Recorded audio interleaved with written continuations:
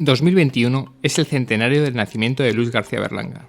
De él se han dicho muchas cosas y casi todas ciertas. El mejor retratista del cine español, anárquico, pesimista, caótico, todo lo que vendría a ser lo berlanguiano. También se ha incidido en cómo sus orígenes se han visto reflejados en su cine, lo mediterráneo, lo valenciano. Pero cabe preguntarse, ¿cuánto es realmente valenciano en su cine?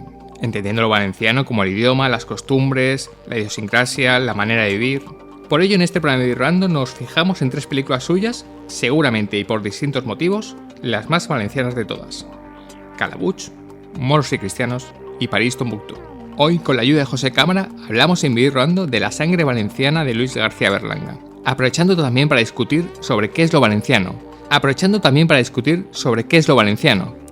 y la mirada y presencia, ajustada o llena de tópicos, de lo valenciano o mediterráneo en el cine español.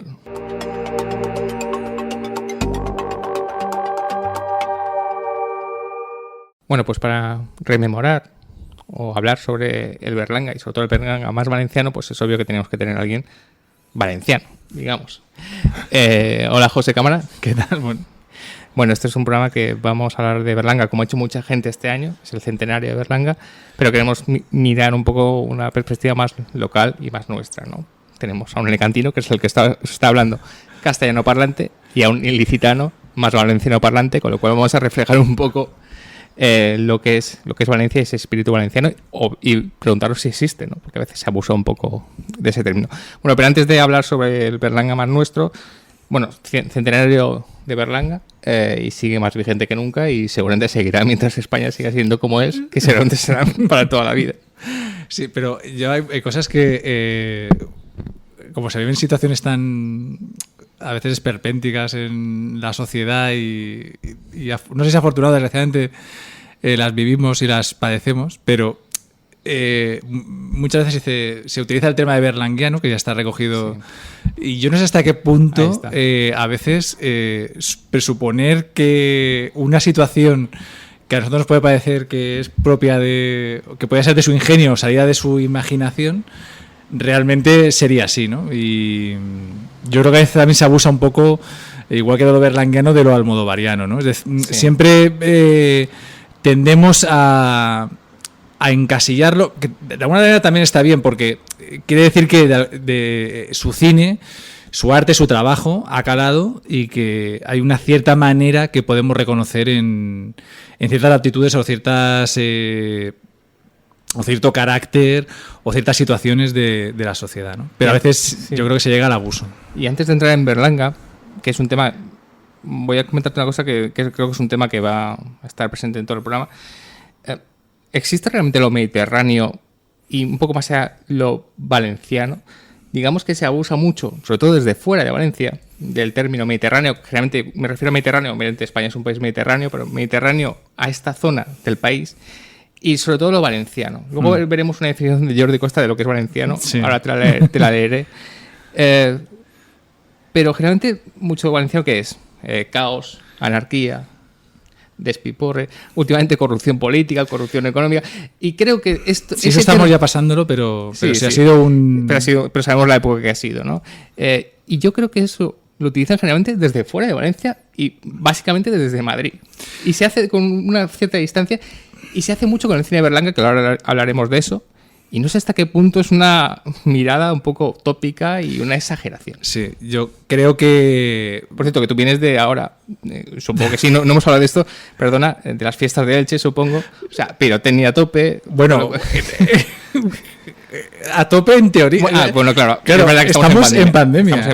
Pero sí que ha habido algo de pirotecnia y... Bueno, se venden petardos, sí. Los críos y los no tan críos hemos tirado algo, sí. pero no ha habido fiestas como tal, ni se ha representado el misteri, tristemente. Es un dolor muy grande, aunque sí que hay gente que ha hecho, por ejemplo, la Roa sí. Y ha velado a la Virgen. Sí, por eso que, aunque no ha sido, tú vienes de algo muy mediterráneo, valenciano, ilicitano. Quiero decir, ¿eso realmente existe o es una mirada un poco de nuevo? Yo creo que existe. Lo que pasa es que en vez de utilizarlo nosotros también tampoco ha habido una industria cinematográfica muy potente en en el País Valencià, pero sí que es cierto que lo que nos ha hecho singulares, o lo que nos hace singulares, o que caracteriza nuestras fiestas, nuestras tradiciones o nuestra forma de ser,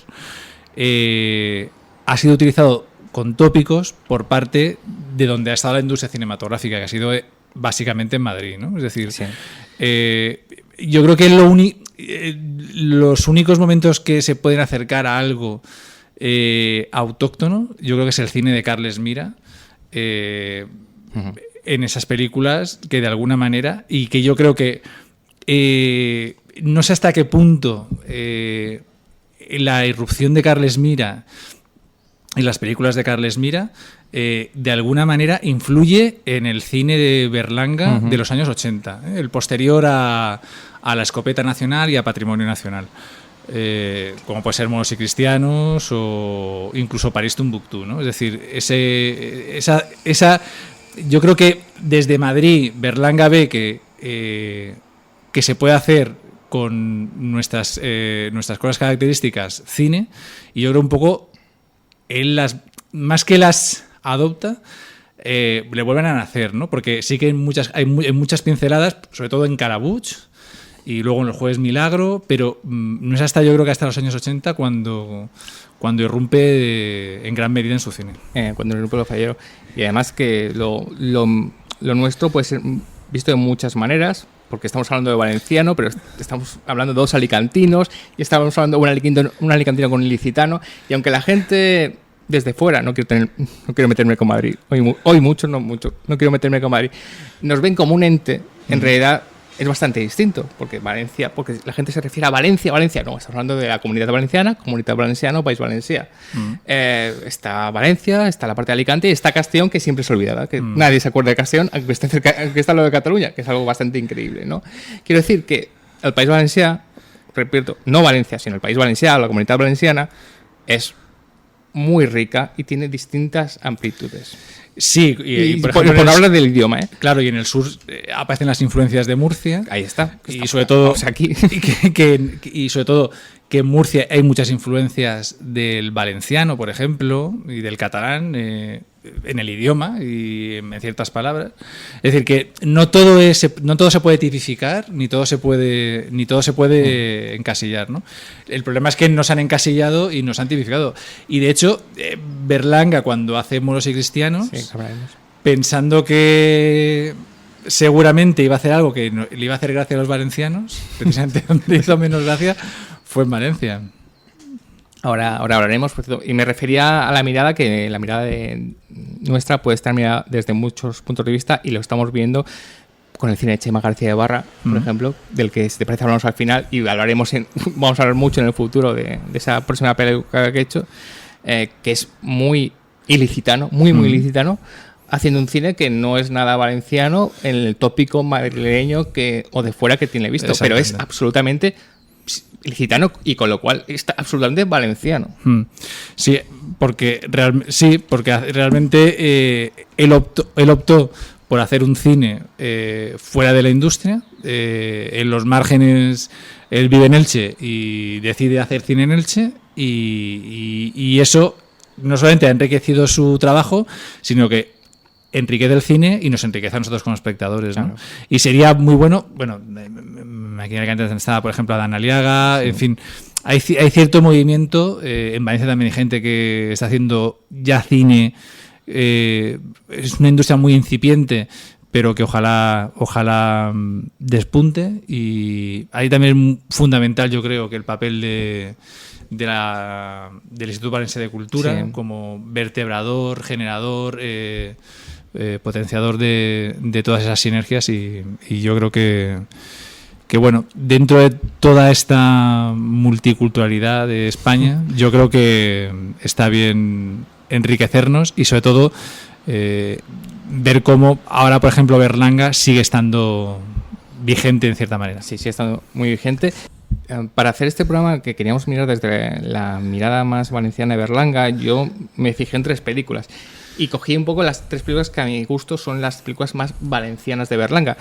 Eso quiere decir que estén o rodadas en Valencia, o que tengan un cierto espíritu valenciano. Ahora veremos si esto yo he acertado o no. Para mí hay 3 dentro de su filmografía, que son Calabuig, del 56, Moros y Cristianos, del 87, película que yo adoro, por lo que has comentado, y La despedida, París Tombuctú, del 99. Para mí, su filmografía, que pudo ser más larga, todos sabemos por los problemas con la censura que tuvo Luis García Berlanga, desgraciadamente, son 3 tipos del Berlanga más valenciano, porque aunque alguna gente se sorprende, siempre hable, como te he dicho, de Berlanga valenciano, La Falla, no sé cuánto, en realidad las películas de Berlanga, aunque pueden tener ese espíritu, son bastante, digamos, ¿cómo decir?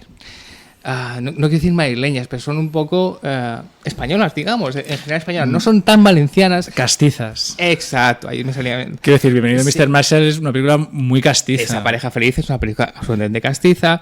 Vivan los novios, incluso fíjate que estando rodado en Sitges. Nuestro querido Sitges. Sí que es bastante castiza, con un humor muy profundo de español. Tamaño Natural es casi una película medio francesa. Bueno, es una película francesa. Y la trilogía nacional es muy española y muy castiza. Quiero decir que creo que había medios, de nuevo, desde Madrid o desde otros lugares de España, que les gustaba el epíteto de La Falla, el Berlanga valenciano, la anarquía y el caos, pero en realidad su filmografía es tremendamente, como tú has dicho, castiza. Y sí que es cierto que esas 3 piezas yo creo que recogen el espíritu más valenciano y mediterráneo, me refiero a nuestro Mediterráneo, Mediterráneo de Valencia. Y no sé si tú lo compartes, además que está muy bien, que yo creo que son 3 películas muy interesantes, porque es una del 56, del 87 y del 99, son casi 3 épocas distintas de Berlanga, ¿no? 3 miradas muy distintas y a la vez muy parecidas, porque tienen, para mí, están hermanadas las 3. Obviamente Calabuig y París Tombuctú están absolutamente hermanadas, como vamos a ver totalmente, pero Moros y Cristianos también están muy hermanados, ¿no? Sí, con París Tombuctú sobre todo, sí, creo claro. yo, porque incluso con esas malas críticas que tuvo, porque sí, ahora hablaremos malas críticas, malas críticas cinematográficas también, siempre cuando alguien de fuera, porque aunque era valenciano, vivía en Madrid y siempre es una mirada externa la que posa el objetivo en ciertas cosas propias de, en este caso, de Xixona, y una cosa tan valenciana y catalana como es el turrón y todo esto, y una fiesta tan valenciana como los Moros y Cristianos, sí. Pues lógicamente tuvo muchas críticas desde la propia fiesta, ¿no? Es decir, y sobre todo desde Xixona y desde Alicante, porque de alguna manera aparecen personajes pues que no, quiero decirte, no son gente feliz ni son prototipo de nada, son unos pobres desgraciados y tal, pero es que Casen era un pobre desgraciado en Plácido, y fíjate Pepisbel y su yerno en El Verdugo, es decir, que es que son los personajes y el tipo de personas con los que se ha centrado la filmografía de Berlanga. Que los pusiera en Xixona como los podía haber puesto en otro sitio, pues no significa que todos los de Xixona o en Alicante la gente sea así. Pero sí que a él le sirvió para mostrar una cosa que en aquel momento, que también parecía... siempre también yo creo que Berlanga tiene la particularidad, igual como los grandes cineastas, de posar la mirada en ciertas cosas que en ese momento... no son criticables, las tenemos tan asumidas, pero en aquel momento, por ejemplo, el personaje de Rosa María Sardá, sí, que hace de una política socialista y súper cretina y súper trepa y súper años 80, ¿eh? Sí. Hay que recordar. Sí, hablando o criticando que cómo es posible que hay que venderse para llegar al poder y aliándose con los verdes. Quiero decirte, es que, claro, eso en aquel momento podía sonrojar, pero es que hoy es una lectura histórica y lógicamente esa película también hay que verla desde un momento histórico, ¿no? Y eso también es importante.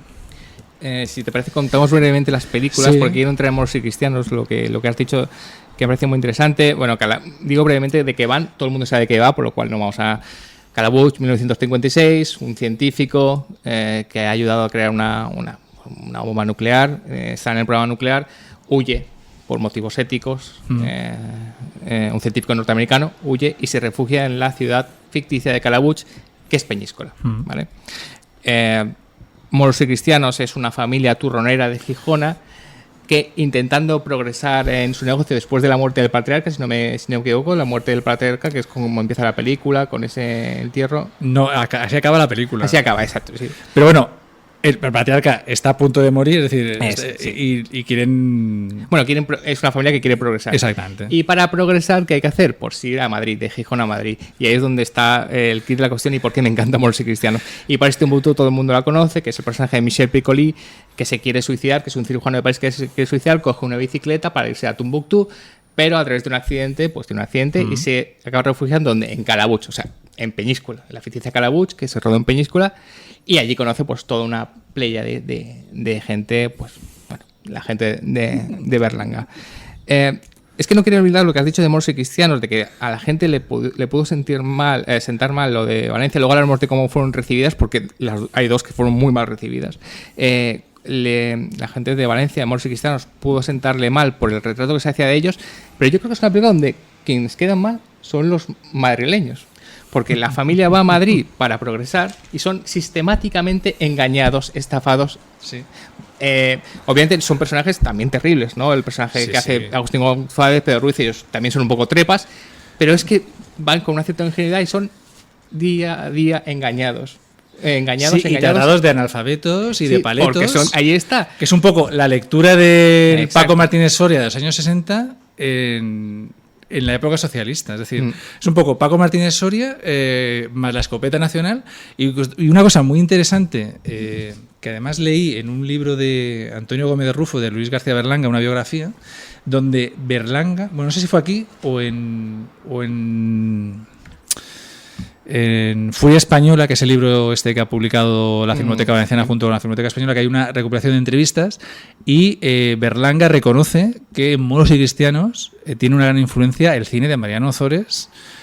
Y, es decir, el personaje de Rosa María Sardá, de socialista, está emparentado directamente con la película. Que vienen los socialistas. Fantástica película de Ozores. Es decir, que también en eso Berlanga es un poco también precursor, porque hay que decirte, a final de los 80, cuando rodamos Cristianos, seguramente Mariano Ozores no es precisamente ya alguien muy querido en la industria después de Ale y Miró, etcétera, etcétera. Bueno, en Vivir Rodando habéis dedicado ya un programa a Mariano Ozores, pero quiero decirte que en ese sentido, que Mariano Ozores ha siendo recuperado por la posmodernidad, en aquel momento Berlanga ya se fija seguramente ya en Mariano Ozores como una figura clave en el cine español. Con Moros y Cristianos pasa una cosa que no se ha resuelto todavía, y lo vimos en Historia de nuestro cine con la maravillosa presentación que hizo Luis Parés, pero que no estaba muy de acuerdo. A Moros y Cristianos se le ha perseguido porque fue una película que recibió no malas críticas, porque es un Berlanga, pero un poco de displicencia, bien, no sé cuánto. Con Moros y Cristianos pasa una cosa, que es una película muy graciosa, muy, muy divertida, por lo que has dicho de Ozores, pero muy divertida. Es más, creo que si tuviéramos un ranking, y hablamos de Berlanga, un director de comedia, de risas, el efecto risa, estaría quizá la número 1. O sea, fue, por cierto, no hemos dicho que es importante, el último trabajo de Azcona y Berlanga, porque ya, pues habéis dijeron, bueno, se ha acabado, ya no tenemos, digamos, química, o ya no se os ocurre nada más, y se separaron sus caminos. Y es una película muy graciosa, muy divertida, o sea, muy de ECAC. Y eso le ha acabado pagando históricamente. Porque la gente siempre cree que es una comedia graciosa y ya está, y la ve como menor que La Vaquilla, o sobre todo menor que la trilogía nacional. Eso también creo que no tiene fondo, cuando en realidad me parece que tiene un trasfondo, como hemos dicho, brutal, tremendo. Y luego tiene una cosa que también, que a lo mejor en aquel momento se le comparó, yo creo, mucho con La Escopeta, porque realmente parte casi de la misma premisa. Sí. De unos pobres que son estafados por el poder que representa ahora mismo, que representa Madrid. Exactamente, ¿no? Que Madrid, que en realidad la gente de Gijón era un poco Berlanga, porque Berlanga su carrera la hizo en Madrid y vivió en Madrid, y él era valenciano, es muy valenciano, la falla no sé cuánto, pero Berlanga era un señor de Madrid, acabó siendo un señor de Madrid que trabajó y vivió en Madrid toda su vida. Y sus hijos, y bueno, y Carlos y Jorge. Pero ahí está también el quid de la cuestión y por qué estamos aquí. Que es que Berlanga vivió su infancia y su juventud en Valencia y vivió las fiestas y vivió las tradiciones valencianas que salen luego en sus películas. En Calabuch hay una escena que pasa casi desapercibida, pero a mí me gusta mucho porque hay una procesión. Creo que sacan a la Madre de Desamparats, que yo no sé si es la Virgen de Peñíscola, me imagino que no, pero él la hace suya. Y en esa procesión aparecen una serie de señores, de hombres, vestidos de apóstoles y de santos, alrededor del trono de la Virgen. Eso invoca claramente a la celebración de la festividad de la Asunción de la Virgen y los misterios asuncionistas y la representación, por ejemplo, como el Misteri d'Elx, y sobre todo una cosa que se recuperó en Valencia hace poco, pero que se estaba haciendo antiguamente, que era el día 15, lo mismo que una procesión en Elche, el día 15 por la mañana, con la Virgen por las calles de Elche y todos los personajes y todos los actores que interpretan el Misteri la acompañan, como si fuera Jerusalén. Pues en Valencia también se hace, ¿no? O se hacía y se recuperó luego, ¿no? Con lo cual, que apareciera luego una película de 1956, esa imagen evocadora y luego esa unión entre el cohete y la pirotecnia, es decir, ese pozo, aunque él llevara ya muchos años viviendo en Madrid, ese pozo, esa infancia que él nace en 1921, en pleno auge de la burguesía valenciana, cuando él nace, por ejemplo, Maximilià Tous va a montar una productora valenciana, que va a tener un símbolo que es la Dama d'Elx, que incluso hace una película que está perdida, que es Moros y Cristianos. Absolutamente, esa película me encantaría verla, que se pudiera encontrar, porque es un delirio. O sea, muestra la fiesta un capitán moro que tiene una novia, que la novia se enamora del capitán cristiano. O sea, hay una cosa muy melodramática, pero muy valenciana. Entonces, eso de alguna manera influiría en Berlanga, y con ese equipaje se fue a Madrid, y eso es inevitable. Pero puede ser que estoy absolutamente de acuerdo contigo, y creo que es algo que sí que falta, que cuando se analiza Berlanga desde fuera, que es decir, esta es la Valencia, pero es la Valencia de los recuerdos, pero es decir, quizá con eso lo que estamos viendo está alimentando también el tópico Berlanga de lo valenciano, y no es, a lo mejor, porque vive al final de recuerdos, y al final, como he dicho, es un señor madrileño que vive de sus recuerdos de Valencia, y cuando lo traslada a las películas, al final vemos cuando los recuerdos están exagerados y no son reales, ¿no? Entonces es un poco eso también, ¿no? Es un poco también Berlanga ha colaborado, y no lo digo en una cuestión negativa, en alimentar un poco el tópico de lo valenciano. Lo valenciano, ya sabemos, que ya he dicho que cuando me refiero a lo valenciano me refiero al País Valencià. Sí, absolutamente. Es decir, al final, cuando trabajas con los recuerdos, trabajas con una serie de tópicos que te das al cine, ¿no? Y de hecho, la siguiente película de Calabuch, que es Los Jueves Milagro, en Los Jueves Milagro aparece ya directamente esa procesión. Yo no sé hasta qué punto están vinculadas las dos cosas, porque yo he estado investigando y creo que es bastante difícil, y sobre todo porque en Los Jueves Milagro interviene un censor que le escribe el guión. De hecho, Berlanga dice que el guión es del cura, exacto. Y no sé hasta qué punto las imágenes del nodo, donde aparece la procesión de la Virgen, de la Madre de la Asunción d'Elx, y los apóstoles cantando por las calles, como esa imagen que aparece en Calabuch, un eco dentro de otra película, es cosa suya, porque realmente conoce la fiesta, que posiblemente podría conocerla, o simplemente fue cosa del guionista censor, que dijo que, en fin, eso que le iba bien, ¿no? Es curioso, y sobre todo en esa película, cómo resuelve la aparición de Pepe Isbert convertido en San Dimas a través de la pirotecnia, que es una cosa en esa película que choca mucho, porque es una película muy castellana, muy como Bienvenido Mr. Max. Además, no sé, el comienzo es muy parecido con esa voz en off, Sí. con un pueblo en medio de la meseta, pero luego para hacer la aparición del santo tiene que aplicar la pirotecnia, que es algo... La pirotecnia, los petardos, la paella... Y luego, sobre todo, Sí. hay algo que no sé en qué crítica leí, no sé si fue en Moros o Cristianos o en País Timbuktu, que comparaban su cine con una falla, ¿no?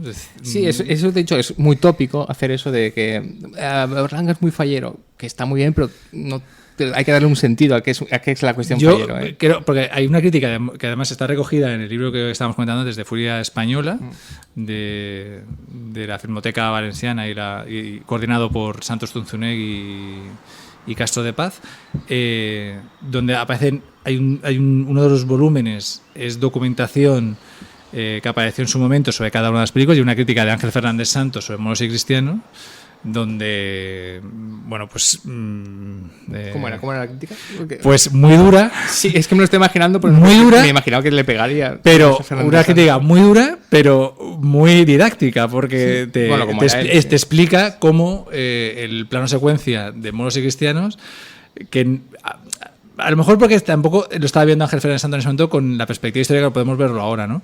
Decía que no tenía fondo, ¿no? Pero yo creo que, como tú decías, sí que tiene algo más de fondo, visto desde ahora, con esa tomadura de pelo por parte del poder a la gente que viene de fuera, etcétera. Visto desde ahora, literalmente, visto desde 2021. Me refiero a que últimamente hemos visto, y no vamos a entrar tampoco en cuestiones políticas, cómo el poder central cada vez está adquiriendo más poder, digamos, y las miradas hacia, cuando digo Madrid, digo el centro, el poder, el gobierno, se están acumulando ahí, y hay una cierta mirada de, no sé si desprecio, pero de mirar por encima del hombro al resto de España. Y Moros y Cristianos un poco, por eso digo que avanza un poco eso, digamos, que se ha pasado siempre en España, pero sobre todo lo estamos viendo últimamente. De estos pobres señores que vienen a Madrid a trabajar, a mejorar, a progresar, y son engañados en la capital, que es, bueno, que también ha pasado siempre, ¿no? La capital siempre es un símbolo de perdición, de engaño, de estafa, no sé cuánto. Pero creo que con el sentimiento español es muy interesante esto, ¿eh? No, ellos no se van a Barcelona, no van a otro sitio, van a Madrid. De Gijona, de Xixona a Madrid. Turroneros, gente además de pueblo, sabiendo que Xixona es un pueblo grande y muy importante, pero gente de pueblo que va a Madrid y son engañados. Y por eso me sorprende un poco que la gente siga menospreciando un poco Moros y Cristianos por ser una película simplemente graciosa, porque es muy graciosa, pero joder, está mostrando un poco cómo está España, sigue anclada en ese centralismo, centralismo, y el resto son gente turística, son sitios turísticos a los que vamos de vacaciones y luego los olvidamos. Folclóricos. Y folclóricos. Porque en esa película, además, el personaje de Rosa María Sardá aprende a bailar sevillanas, se viste de madrileña porque va no sé, como a una recaptación de dinero, entonces se viste con el pañuelo y el vestido como si fuera a bailar un chotis. Es decir, que de alguna manera al final también está hablando de eso, ¿no? De ese postureo al final, como tienes que hablar para toda España y tienes que, pues, bailar sevillanas o bueno, te haces una fotografía con dos señores, uno vestido de moro y otro de cristiano, que invoca al valencianismo, y eso que estaba criticando sigue siendo vigente, como dices tú. Sí, y es muy interesante porque yo siempre digo que creo que el personaje de la Sardá le va a hacer Carmen Maura, y al final no sé si eso lo he leído, pero no sé si es verdad, y al final lo hizo Sardá porque pues, cayó, y del reparto lo hizo Sardá, y tiene mucha gracia que una catalana haga eso. Sí. O sea, una catalana en Madrid tenga que adoptarse su madrileñismo siendo catalana para integrarse en el poder. Sí, pero además pero hace de Xixonenca, que además tiene cierto acento. Sí, pero conocemos a Sardá, sabemos que es catalana, aunque sea Xixonenca, con lo cual hay una doble lectura, me refiero, que si hubiera sido Carmen Maura, a Carmen Mora ya aunque hubiera hecho un personaje de Sisona, sabemos que Sí, es además, madrileña. yo creo recordar Pero- que además fue como el primer personaje de la Sardá o uno de los primeros en el cine. ¿eh? Y de esos tres primeros. Y ahora no tengo. No fue nominado al Goya. Fue nominado al No, Goya. fue nominada Pedro Ruiz. ¿Eh? Fue nominado al Goya por este papel. Lo Ese tengo año aquí. ganó Verónica Forqué por el papel Sí, que hace de exacto. Argentina, del ayudante de José Luis López Vázquez. Exacto. Y fue nominado Agustín González y fue nominado Pedro Ruiz, que siempre es que da esa nominación con ese maravilloso acento. Sí. Por eso quería preguntarte, por eso quería traer a alguien que fuera un poco más valenciano parlante. Pero de Pedro Ruiz haciendo de... Sí, seamos. Pedro Ruiz hace un acento que yo, desde mi ignorancia castellana de castellano parlante, nunca lo he captado. Se supone que es de Gijona, pero es un acento un poco catalán, ¿no? Entonces, Sí. nunca he entendido si... Yo creo que estaba un poco como imitando a la Sardá, Claro, que le salía más natural y no sabe si es catalán no o... era nada valenciano. No. No era nada valenciano. Entonces, es muy extraño. Hay que reconocer que es muy divertido, es muy graciosa porque está dentro de esa anarquía que tiene la película y es muy gracioso. En otra película me hubiera fastidiado un poco. Y además supongo que a la gente, yo creo de Valencia le dio fastidiar un poco ese acento. Yo creo que sí. Sí. Le dio fastidiar un poco. Entonces hacían un acento así pues, muy exagerado, que es una mezcla de catalán, pero catalán exageradísimo. Sí. Y que es cierto que dentro del concepto es muy gracioso. Y luego aparece Joan Monleón, Claro, obviamente. que es la conexión, yo creo que directa con Carles Mira. Y... Sí, porque cuando he dicho Joan Monleón es el único tirón de orejas que tengo un poco para Berlanga en estas películas. Es un tirón de orejas con comillas, porque son repartos impresionantes, de actores impresionantes que están impresionantes. Pero sí que es cierto que siendo películas muy valencianas, no hay actores valencianos, No. o muy pocos actores valencianos. Se habla muy poco valenciano, cosa que en París Tombuctú cuando hablemos yo sí que lo echo de menos. Por eso digo que Berlanga se dice Berlanga, el espíritu de Valencia, bueno, pues Pero Valencia desde Madrid. desde Madrid y con reservas. Por eso comento eso de que por eso este programa, ¿no? Sí, porque yo creo que además Joan Monleón hace como dos frases en valenciano o algo así. Sí, es lo y ya está, pintoresco, poco, además. ¿no? Además es lo pintoresco. Una película que se habla mucho castellano, pues eso, dos frases valencianas. Creo que en París Tombuctú a lo mejor sale alguien diciendo una frase valenciana. Pero, por ejemplo, choca en esa película, por ejemplo, que un personaje como el de Fernando Fernán Gómez, que es un señor mayor de pueblo, que no sé de su pueblo, Sí, hable castellano. En castellano perfecto, sin ningún Con el tipo de castellano acento. de Fernando Fernán Gómez. Y sin que ningún es- tipo de acento. Y que el único acento que ejemplo. tengamos lo tenga Pedro Ruiz. Porque Agustín González, bueno, al final es el hijo de una persona que puede haberse criado en Madrid o en otro sitio y no tener acento, ¿no? O no tener. Pero el personaje de Fernando Fernán Gómez choca mucho, ¿no? Es decir, ahí antes has abierto un melón. He abierto un melón que es que para mí es Porque, más importante de lo que parece. Claro, es muy importante porque El que melón de tenga la lengua, acento siempre. una de las hijas, como Rosa María Sardá, Pedro Ruiz también, pero vamos a centrarnos en el acento de Rosa María Sí, Sardá. Si una hija tiene acento valenciano es porque en su casa habla valenciano. Entonces, lo ha hablado. En este caso, puedes presuponer casi la figura materna que murió y Sí, era la que sí. hablaba valenciano mejor con la hija. Pero choca que el personaje de Fernando Fernán Gómez no tenga ni una frase en valenciano, ¿no? Yo lo que creo, yo nunca le he oído hablar de Berlanga de esto, seguro que alguna vez le preguntaron, aunque como son entrevistas hechas desde gente de Madrid, a lo mejor no les importa nada. Seguramente. Yo creo que sí que lo tuvo en cuenta, pero para él los actores eran muy importantes. Entonces, Sí. él quería a Agustín González, a su Agustín González, a su Fernando Fernán Gómez, en la película quiere a Juan Diego, o sea, quiere su reparto perfecto. Y esta gente es cierto que no es valenciana, ni tiene acento ni no sé cuánto. Y él dice, bueno, pues lo principal es el reparto, y acierta porque Bueno, son fantásticos. Pero pero por eso nos preguntamos, Berlanga, sangre valenciana. Sí, pero, porque al final es un valenciano Sí, desde pero Madrid, bueno, como estamos diciendo. Sí, pero son actores que pueden haber hecho perfectamente Acentos, sí. Por ejemplo. acentos y quiero decir frases en valenciano o Sí, en, sí. o en catalán, quiero decirte, Y no en vano, John Monleón, yo creo que hubiera estado muy bien con un papel más importante Sí, en alguna claro. película de Berlanga, porque John Monleón ese sí que es valenciano, 100% sangre valenciana, y hubiera pegado muy bien en un Berlanga con un papel con más de enjundia. Respecto a Calabuch, dado que es la primera, se hace en la ciudad de Peñíscola. Calabuch es un sitio ficticio que inventa Berlanga, y además en comparación con París Tombuctú es muy interesante. Pues es este científico que es Emmett Wen, que es este actor americano que había sido nominado por De Ilusión también se vive. No sé si había sido nominado ya o lo fue después, pero bueno, un actor muy conocido, que huye y se encuentra en Peñíscola y se enamora de ese sitio, ¿no? Se enamora de esa ciudad, de ese sitio tan distinto que es como un remanso de paz, pero también de locura, de anarquía, de alegría. Te quiero decir, tú has estado en Peñíscola. ¿Qué tal, cómo es Peñíscola? ¿Cómo es ese pueblo valenciano? Que a veces es un poco tópico también cuando se muestra ahí. Vivir cerca del mar.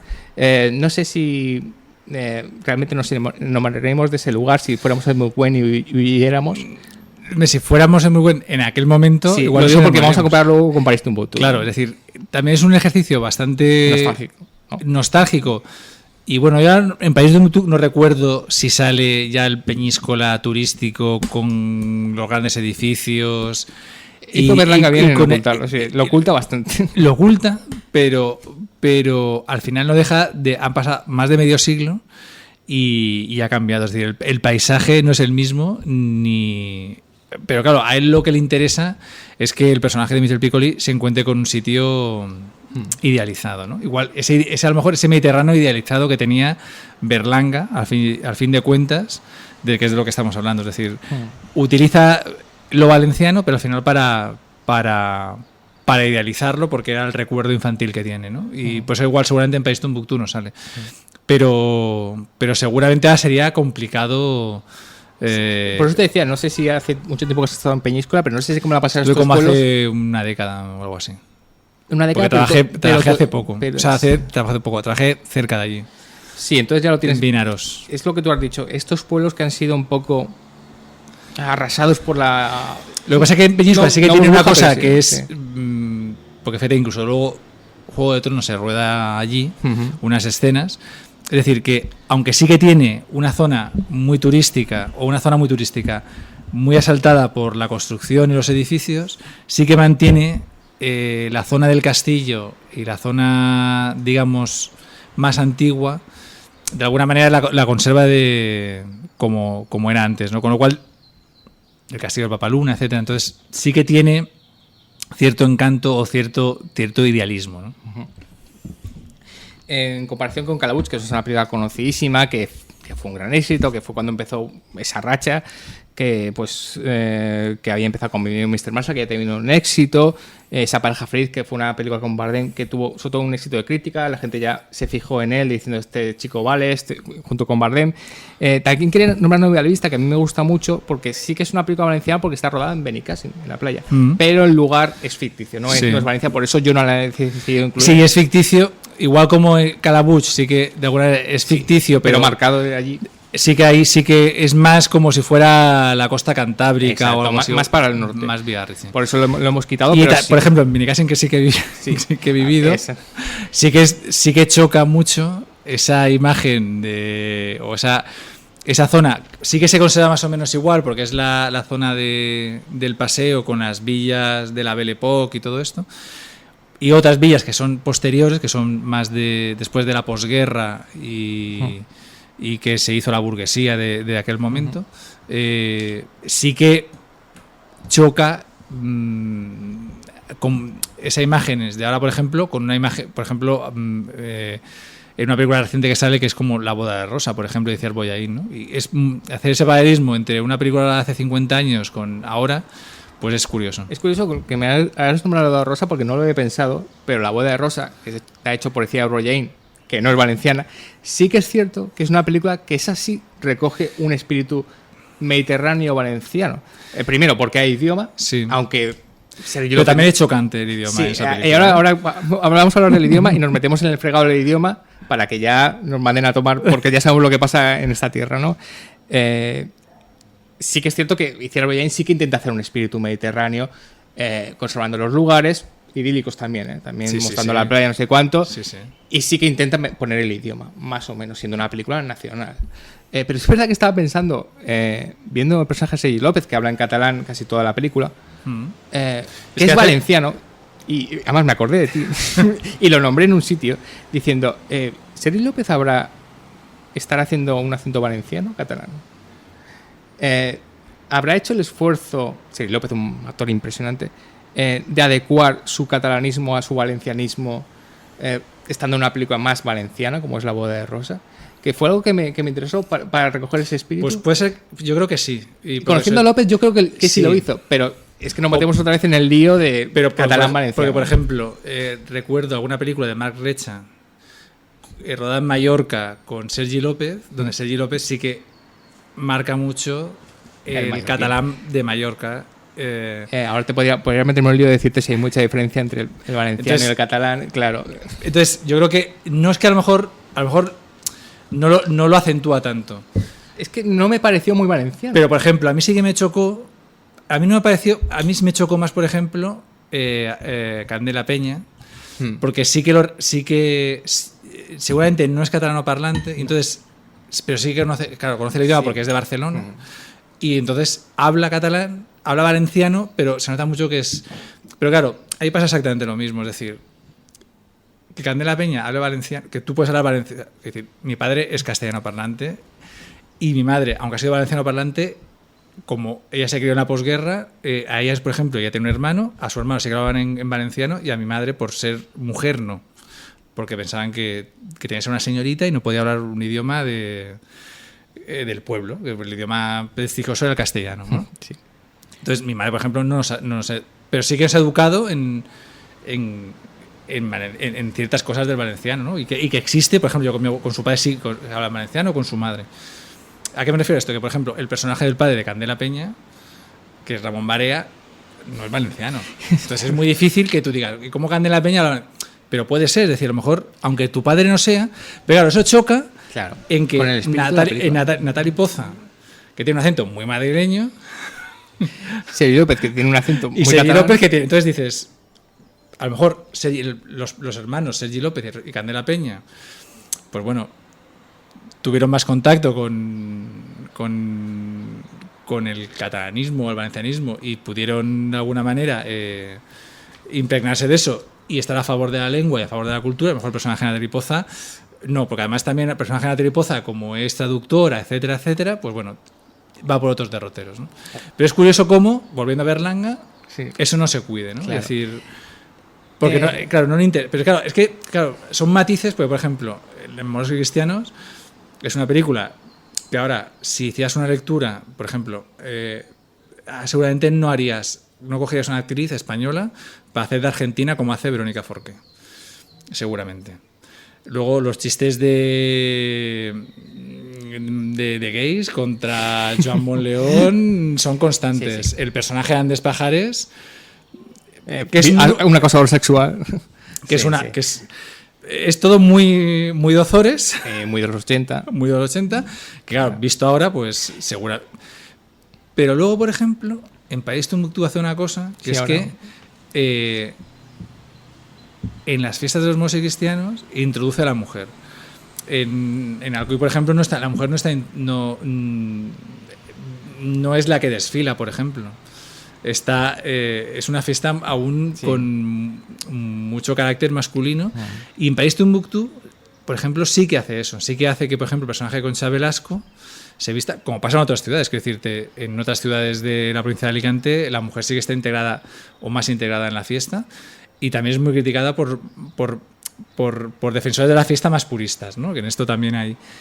Y también hace una lectura en pleno año 99 Berlanga sobre eso, que también es curioso. Yo quería entrar ahora en Paris Timbuktu.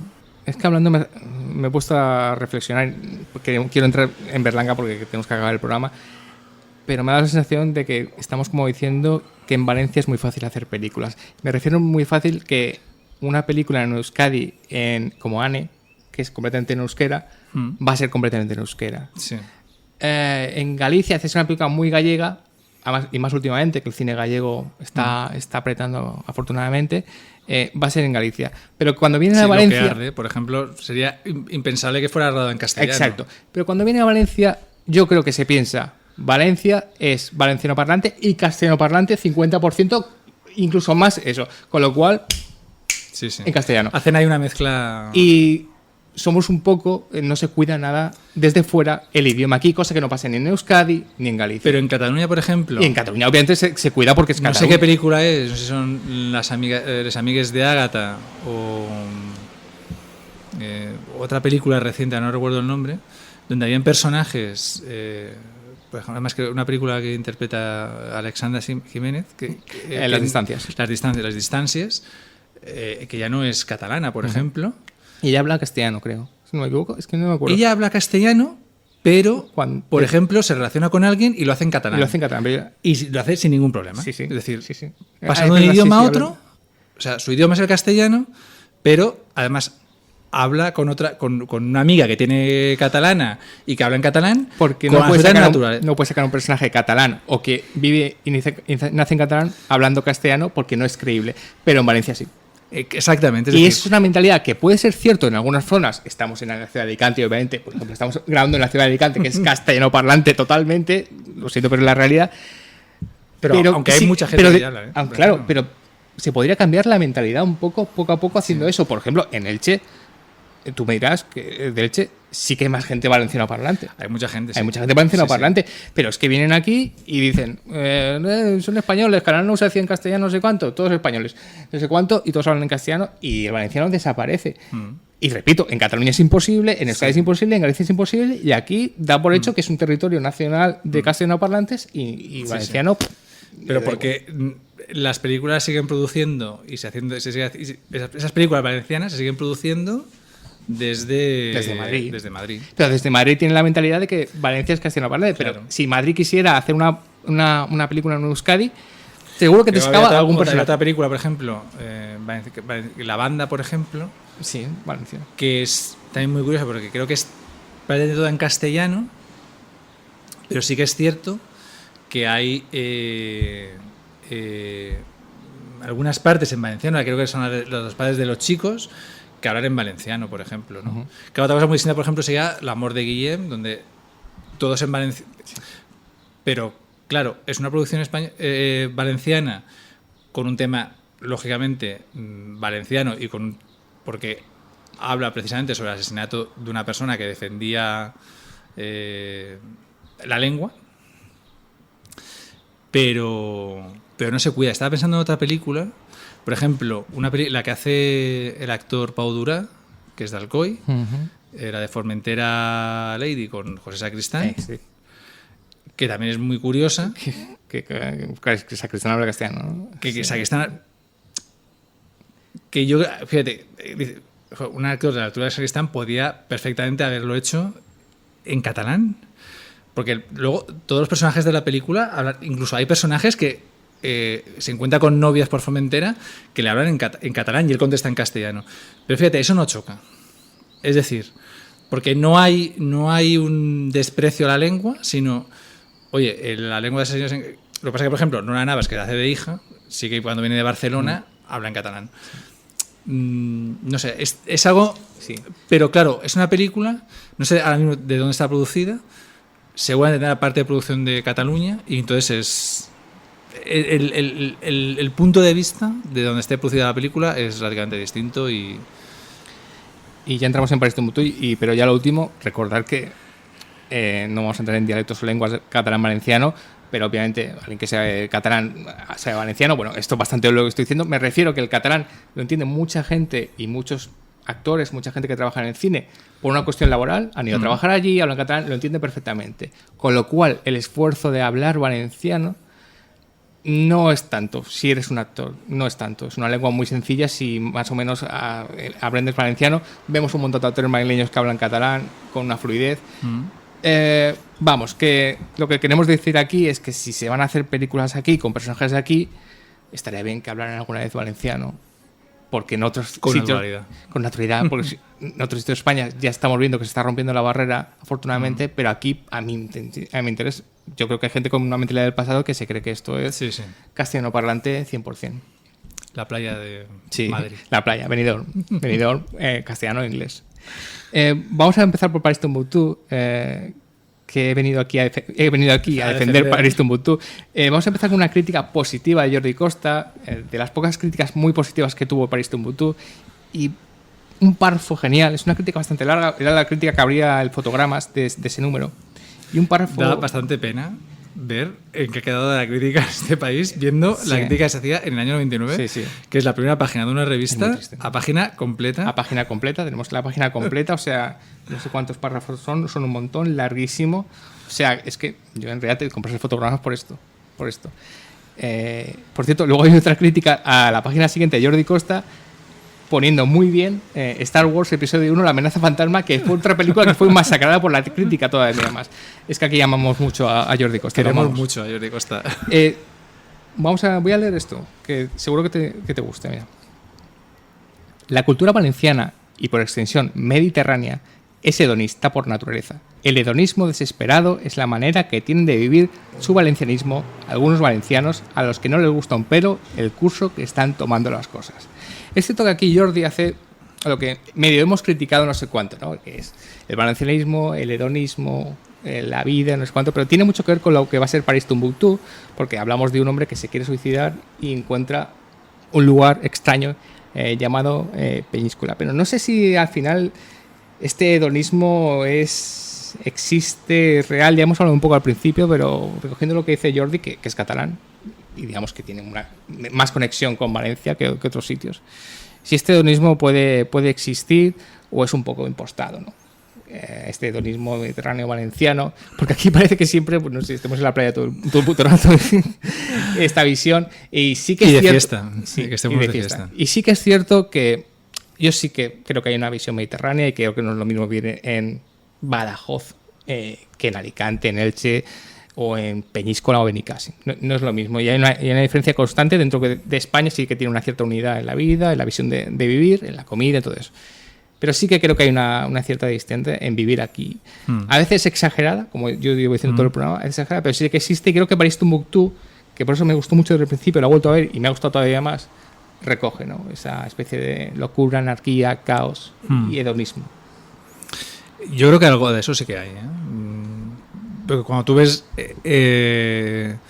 sobre todo algo que nos une, porque precisamente las fiestas unen a los pueblos, es decir, es algo que se hace en comunidad, y por eso ahora, yo creo que es una de las cosas que más echamos en falta en la pandemia, es no poder celebrar las fiestas que cada uno puede celebrarlo como quiera celebrar. Es decir, hay gente que lo puede entender, que se hace un botellón, y hay gente que simplemente pues escucha una mascleta. Es decir, pero es una forma de expresar la alegría, porque al final la fiesta es una expresión de alegría muy distinta a como pueden ser en otra. Lo que yo no sé tanto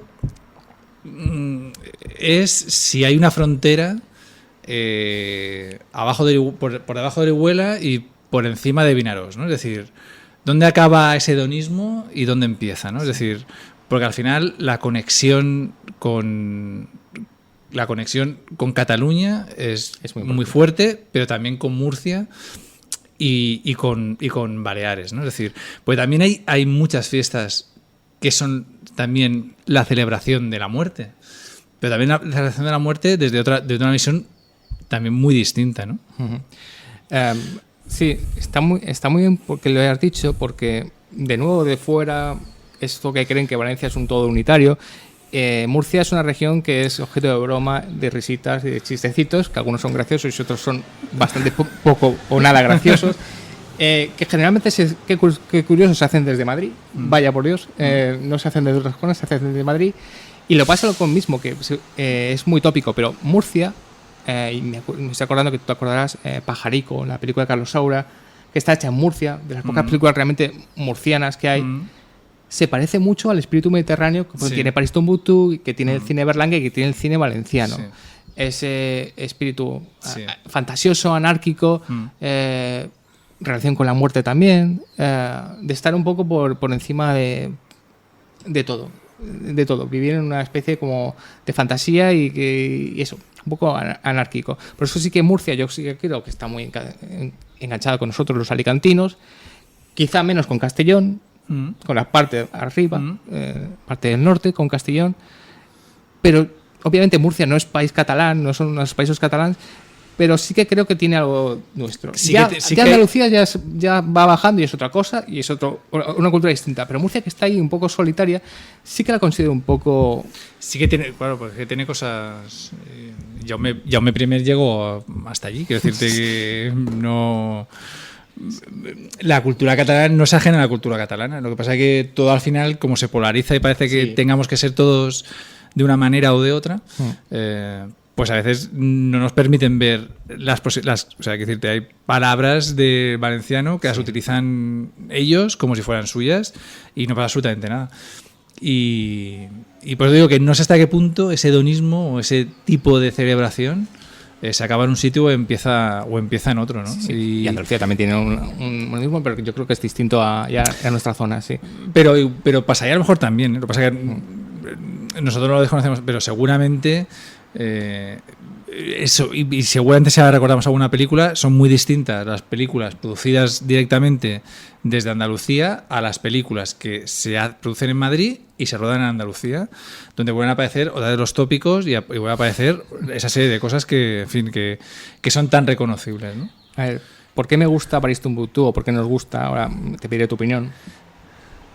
París Timbuktu es la última película de Berlanga, aunque él dice que no estaba considerada su última película. Él dice que se retira en la vaquilla, pero las circunstancias de la vida le van haciendo películas y él tenía esta idea de tamaño natural, se la había contado a Piccoli, Michel Piccoli le había gustado mucho, le dijeron vamos a hacer una película, ¿qué se te ocurre? Y se le ocurrió esa.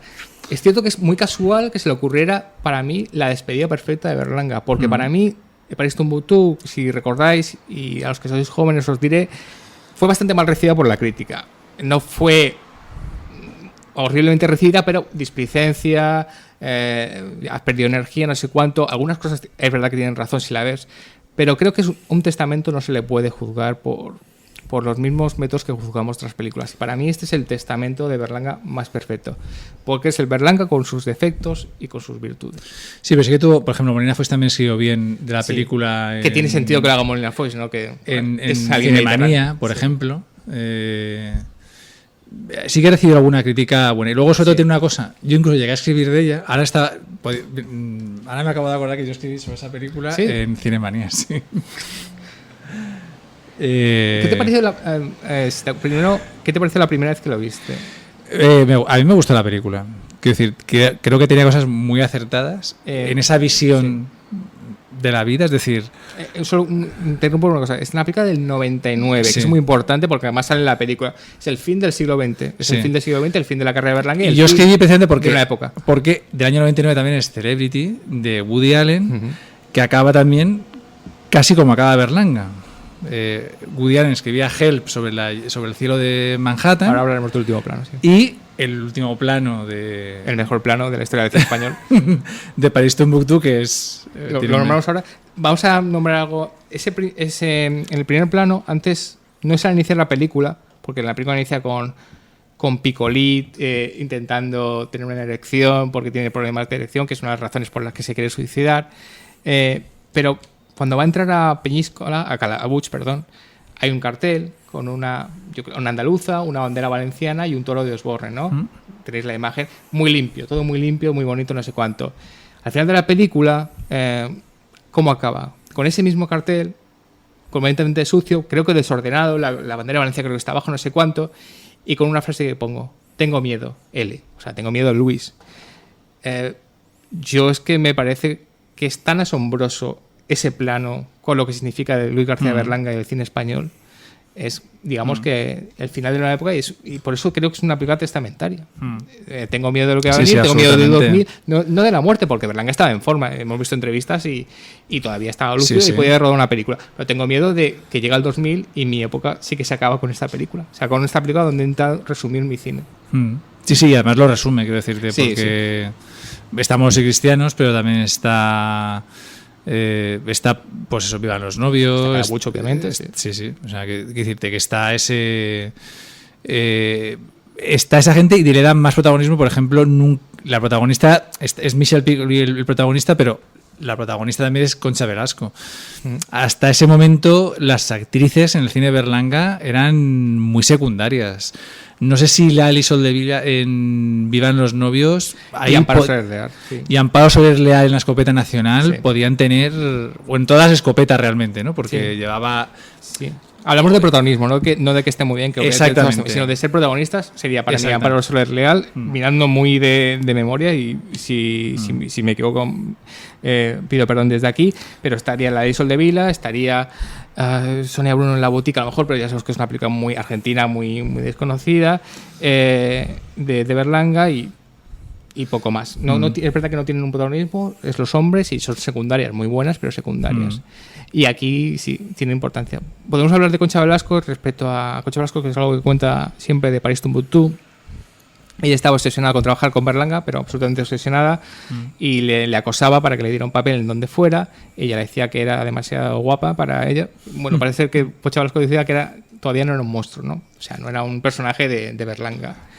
Y al final le dio este papel, con el que, por cierto, ella está maravillosa, fantástica, y como dice un poco, y pido perdón desde aquí, que la gente no se ofenda, que es un poco putón, el personaje de Concha Velasco en esto, porque es un personaje, bueno, que intenta seducir a Piccoli en todo momento, tiene una vida sexual muy, muy activa, y es un personaje que aparece desnudo, cosa que en Concha Velasco es rarísimo. Enseña varias veces los pechos, enseña un poco el trasero.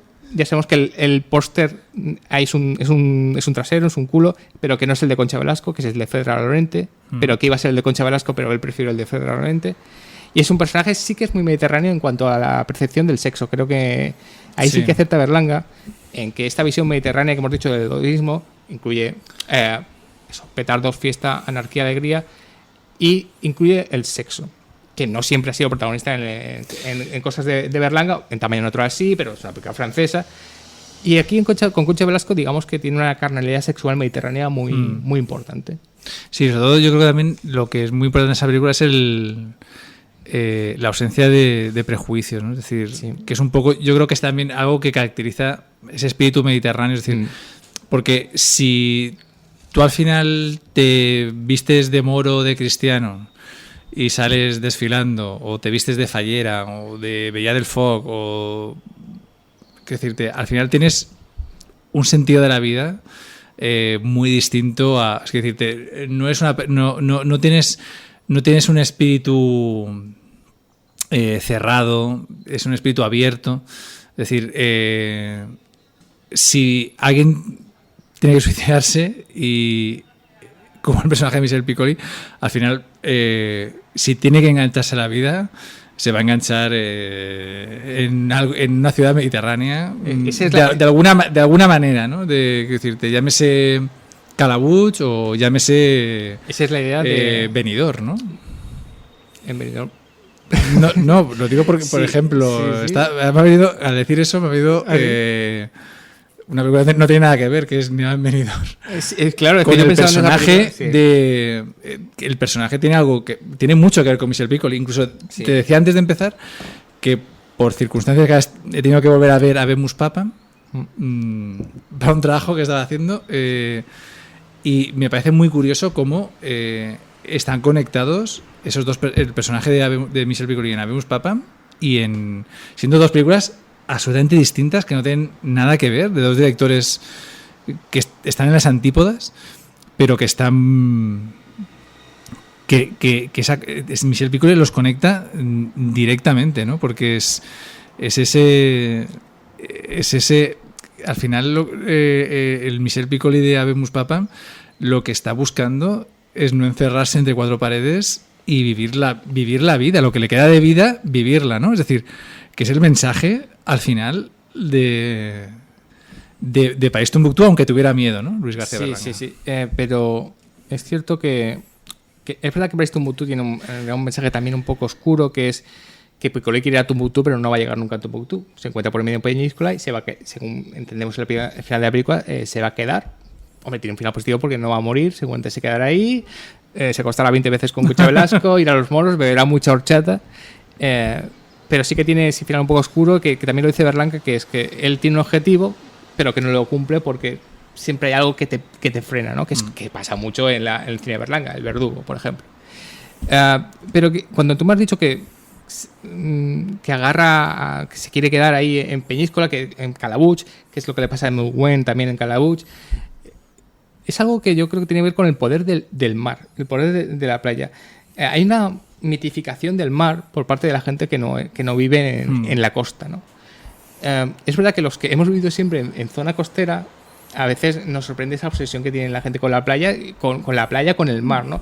Pero hay gente la presencia del mar, que como el final, como que no hay nada más allá, solo está el horizonte, es como el final, les da como una sensación de paz y libertad que no tienen en ningún otro sitio. Aparte de que obviamente hay un clima especial, la gente que vivimos en la costa, hay un clima especial, pero más allá de eso, la playa, el mar, es como si para mucha gente tuviera como un significado de libertad, de paz, como este personaje que Piccoli encuentra ese mar, como Edwin Wen, porque en Calabuch hay un montón de escenas en la playa. Yo creo que en París tu Mutú lo que faltan son escenas de playa, que es la claro, pena. porque ya no se puede porque ya no hay filmar playa, en la playa. claro, ese es el problema. O sea, ya no se podría filmar el plano de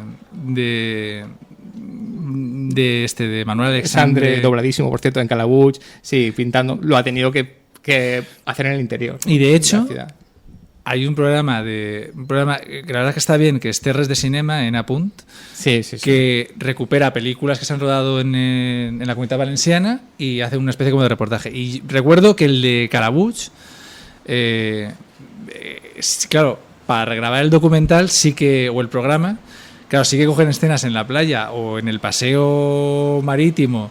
Claro, el choque es brutal. Sí, eso es algo, tú como por tu trabajo, no sé si es preocupante que la playa, bueno, hay un montón de playa, obviamente estamos en Valencia, en la zona de Alicante, sigue habiendo un montón de playa, pero cada vez hay más edificación, la ley de costa da igual, y edificamos, y irte a un sitio de playa como estos que vemos en Calabuch, la del 56, ya prácticamente es muy difícil. Y encontrar un sitio que no vacío, pero que haya poca gente, con paz, no sé cuánto, es cada vez más imposible. Ya, en cuanto haya un sitio así con playa, te plantan un edificio. Algunas de estas películas se convierten realmente en testimonios. Sí, Absolutamente en testimonios. No te he preguntado, perdona si te he interrumpido antes, es que tú has dicho que escribiste sobre Calabuch. Sí. No sé si recuerdas. Sobre Pariste un Tucutú, perdón, ¿verdad? No sé si te recuerdas que alguna de las cosas que escribí. Sí, yo hacía como un paralelismo entre los dos finales de la película, entre la de Woody Allen y la del Help y de Tengo Miedo, ¿no? De ese paralelismo. No recuerdo exactamente ahora pero mandé un articulillo y me lo publicaron, sí. Hace ya, pues, 21 años, ¿no? 22. Sí. Madre mía. Sí, ya estamos llegando al final, pero sí que, como estamos llegando al final, también quería llegar al final de París Tombuctú, que se convirtió, por eso, en el testamento perfecto de Berlanga. Si no me equivoco, él rodaría El sueño de la maestra, que es este cortometraje que era un sueño que no pudo hacer para Bienvenido Mr. Marshall, que la tenéis en YouTube, que es un pequeñito, pero es la última película de Berlanga. Y yo también creo que esto es algo que lo comenté en el programa, que esta fuera la última película de Berlanga, acrecentó un poco la idea esta de el Mediterráneo de Berlanga, la anarquía, lo fallero, la paella, todo esto. Aunque es cierto que es un testamento, pero como hemos visto, no es tan protagonista en la filmografía de Berlanga, pero sí que es coherente, quizá, que Berlanga se inspira con esta película que en cierta manera rememoraba sus recuerdos de inicio, o sea, es acabar volviendo al principio. Claro. Choca un poco que se considere el testamento y luego vuelva a ese sueño no filmado de que en su momento no pudo filmar, ¿no? Y que también tuvo mucha controversia porque una cosa que ya no te dejaron rodar y que la tienes en un cajón, vale la pena 60 años después volverla a sacar porque claro, ya no lo ruedas igual, es decir, ya no, tu visión de la vida no es la misma, tu experiencia no es la misma. ¿Tiene sentido o no tiene sentido? Es curioso. Lo que pasa es que, claro, es muy importante pues esas conexiones que has establecido tú, ¿no? Entonces, realmente a lo mejor es el testamento como la última palabra, ¿no? Y ya que estamos llegando ya al final, bueno, obviamente creo que claro que aquí nos gusta mucho Moros y Cristianos, nos gusta mucho Calabuch, pero es que nos gusta mucho París Tombuctú. A mí el final de Moros y Cristianos me parece soberbio. Cuéntanos un poco. Tengo que decir, sí. muere el patriarca, Pues bueno, al final todo esto, Moros y Cristianos, es una crítica a la publicidad. Sí. Que el publicista es López Vázquez. Con coleta. Con coleta. Que es muy importante, con coleta. Y que es el amante de la Sardá, además, en fin. Y bueno, al final hacen un póster con la foto familiar, que además la mujer de Agustín González de Chuslan Preave, en fin. Que es muy curioso porque la que era pareja de Agustín González, que es María Luisa Ponte, es la novia de Fernán Gómez. Y me recuerdo que tiene una frase curiosa como de: a usted no la conozco. Bueno, eso ya son historias menores, pero muere y lo van a enterrar y lo sacan de la fábrica con un torito mecánico que lo bajan desde la primera planta al son de una marcha de moros y cristianos, mientras y lo llevan al cementerio portado ya por su familia, y detrás del féretro hay una fila de cristianos y una fila de moros desfilando mientras suena la marcha, ¿no? Y pasan por ese cartel donde el publicista al final lo que había hecho ha sido cambiar a la familia por modelos publicitarios, ¿no? Donde al final también era una crítica a que la publicidad y ese postureo al final estaban lastrando la esencia de las cosas y las esencias de los pueblos y de las tradiciones. Es decir, algo que en aquella época pensábamos que era un ataque contra esos pueblos y esas tradiciones, pero al final el ataque, como decías tú al principio, el ataque era contra los que pervierten esas tradiciones y esa historia. Porque los turrones de Gijona pues se toman en Madrid, los toma gente muy importante, claro. Ministro no sé cuánto, que viven en Madrid y que miran con... La campaña se basaba en que las infantas fueran a ver, que fueran a IFEMA, donde se hiciera era como unas jornadas gastronómicas, y probaran el turrón y hicieran una fotografía con el turrón, ¿no? Que les acaban dando un rincón, un stand al lado de los aseos, horrible, a pesar de que ellos les habían prometido un rincón muy bueno, no sé cuánto. Eso, turrones de Gijona que toman ministros, gobiernos, gente importante de Madrid, que les gusta mucho decir, porque también desde sitios de poder le gusta mucho decir a la gente estos pueblos fantásticos que hacen estos productos naturales, de no sé cuánto, pero luego cuando queremos conocer a la gente que lo hace, distancia y bueno, ya, no te acerques mucho, consumimos tus productos, pero eso, la gente del campo lo sabrá, consumimos tus productos, pero no nos den mucho la tapada. Exactamente, no nos interesa cómo lo produces. No vengas aquí. Exactamente, o lo que padeces, o lo que te cuesta la almendra, o lo que te cuesta el aceite, o cómo está subiendo. No. Bueno, Berlanga nos gusta obviamente muchísimo. Aquí nos hemos centrado en el Berlanga más valenciano, pero sí que es cierto que, aunque le hemos dado un tirón de orejas por algunas cosas, La Vaquilla, Todos a la cárcel, me estoy refiriendo a películas recientes de su última etapa que siempre han sido un poco pero tratadas y son maravillosas. Obviamente la trilogía nacional, todas estas y Ver a los novios son películas y quería decir un apunte, con un espíritu mediterráneo. Que es que Berlanga tuvo una conexión muy importante con el Festival de Cine de Elche. ¿Sí? Fue jurado en 2 ocasiones, no sé si fue en el año 89, 90 o 90, 91, y el año cuando fue presidente fue el año que ganó Mentes asesinas de Alex de la Iglesia. Nos consta, de los que estamos vinculados al festival, que hizo una promoción muy importante del festival en Madrid y hizo una labor publicitaria, eso que estaba criticando Moros y Cristianos, muy importante. Claro, pero la hace Berlanga es otra cosa. Exacto, que es curioso, ¿eh? Es que bien que hayas comentado esto, porque además creo que además fue jurado con el productor de valenciano. No, que estaba pensando que bien que conectaras, es que bien que hayas conectado Berlanga con Meriendas Asesinas con Alex de la Iglesia, porque Alex de la Iglesia, aunque sea vasco, es alguien muy fallero también, y en cierto punto tiene algo muy mediterráneo. Es cierto que con una distancia con Berlanga, bueno, pero también tiene algo de Berlanga, pero sí que es algo mediterráneo y fallero y pirotécnico lo que ha hecho Alex de la Iglesia, o por lo menos lo que hacía en los inicios, sí. Sus maravillosos inicios. No sé si quieres, ya estamos acabando, así que estamos finalizando, para resumir 3 cosas, no sé si quieres comentar algo del Festival de Elche. No, nada. Sí, bueno, hemos descubierto que el productor era... Bueno, Ricardo Muñoz Suay. Ricardo Muñoz Suay, que no queríamos dejarlo sin decir. Simplemente sí, obviamente lo conocemos, pero siempre ha sido un lapsus. Si quieres hablar del Festival de Elche, ya que has nombrado la época gloriosa de Elche, donde Berlanga parte del jurado y premiaba a Brindas Asesinas, el Festival de Elche ha acabado hace muy poquito. No sé si quieres nombrar algo, ya que estamos con sangre valenciana. Pues yo creo que ha tenido un palmarés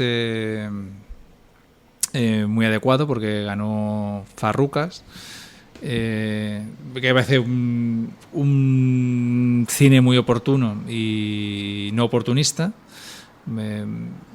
que trabaja entre los límites entre el documental, la ficción y la verdad es que, bueno, lógicamente veníamos de un año un poco raro porque pues bajan las producciones, nos ha dado todo lo que tenía que dar, pero yo creo que el jurado que estaba este año pues apostó por una película que no se suele premiar. Luego también ganó la película que había estado en Cannes, y la verdad que sorprendía que es La caída del vencejo.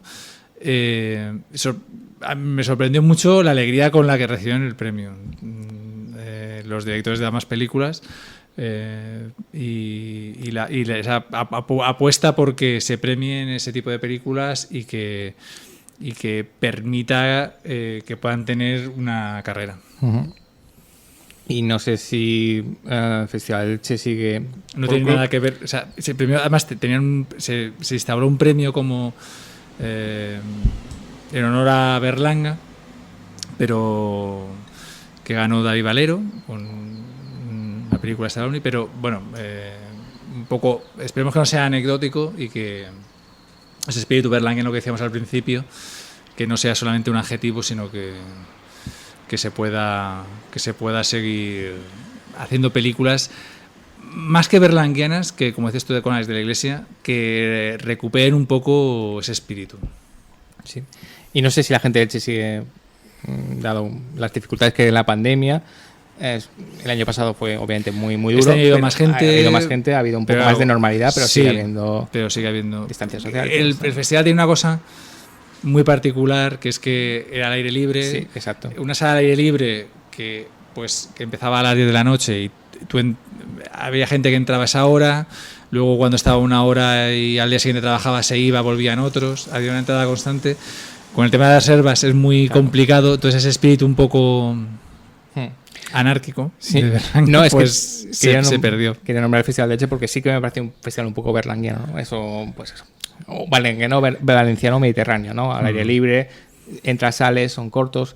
Por cierto, que no hemos nombrado, Peñíscola tuvo un festival maravilloso, Festival Internacional de Cine y Comedia, que era el festival al que queríamos ir todos porque era de cine y comedia y todo el mundo que iba se lo pasaba muy bien y nos daba envidia, pero se canceló y ojalá algún día vuelva, no creo, pero porque era para muchos, todos, Seminci, Sitges, San Sebastián, pero en realidad en el fondo tú querías ir a Peñíscola porque era un festival que era en la playa, se hacía prácticamente a pie de playa, era cine y comedia, películas fantásticas, yo recuerdo Justino fue premiada, todas las comedias estas maravillosas que se hicieron en los 90. Y la verdad es que da mucha pena que Peñíscola perdiera ese festival porque era un festival chulísimo.